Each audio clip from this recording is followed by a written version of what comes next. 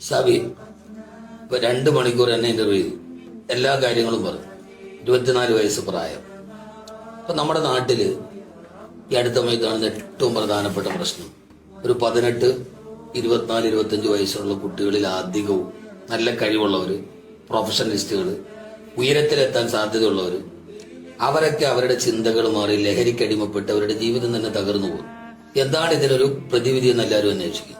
21ാമത്തെ വയസ്സിൽ കൗതുകത്തിന് നമ്മുടെ കയ്യിൽ കിട്ടുന്ന ഒരു സൈക്കിളിൽ കയറി യാത്ര തിരിക്കുന്നു. രാജ്യങ്ങളെല്ലാം സഞ്ചരിച്ച് അവസാനം ഒരു മനുഷ്യന് അവന്റെ ആയുസിന്റെ സായാഹ്നത്തിൽ പോലും ലഭ്യമാകാത്തൊരു മഹാഭാഗ്യം 21ാമത്തെ വയസ്സിൽ ഹജ്ജ് നിർവഹിക്കുന്നു.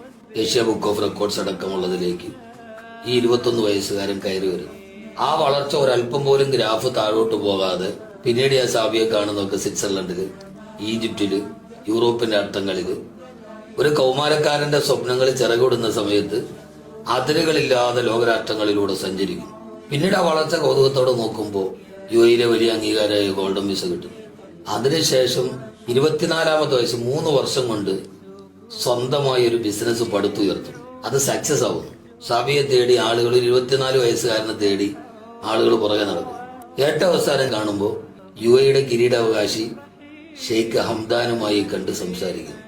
വഴിതെറ്റിപ്പോകാൻ സാധ്യതയുള്ള ഒരു സമയത്ത് സ്വപ്നങ്ങളെ രൂപാന്തരപ്പെടുത്തി അതിന് മനോഹരമായി ചിറകുകൾ വെച്ച് ആ ചിറകിൽ ഒരു 24 വയസ്സുകാരൻ എത്തിപ്പിടിക്കാൻ കഴിയുന്നതിനപ്പുറം എത്തിപ്പിടിച്ച ഈ സൗഭാഗ്യത്തിന്റെ പുറകിലെ ഏറ്റവും വലിയ പ്രേരണ എന്താണ്?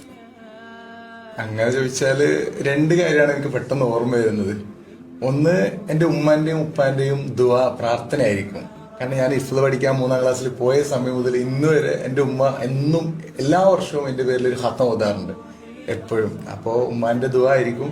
മറ്റൊന്ന്, നമ്മൾ ശ്രമിച്ചാൽ നടക്കാത്തതായിട്ട് ഈ ലോകത്ത് ഒരു കാര്യമില്ല എന്ന് എനിക്ക് മനസ്സിലായിട്ടുണ്ട്. മഞ്ചദ്ദ വജ എന്ന് പറയും പോലെ എന്തായാലും നമ്മൾ ശ്രമിച്ചാൽ എല്ലാവർക്കും നടക്കും, അത്രേ ഉള്ളൂ.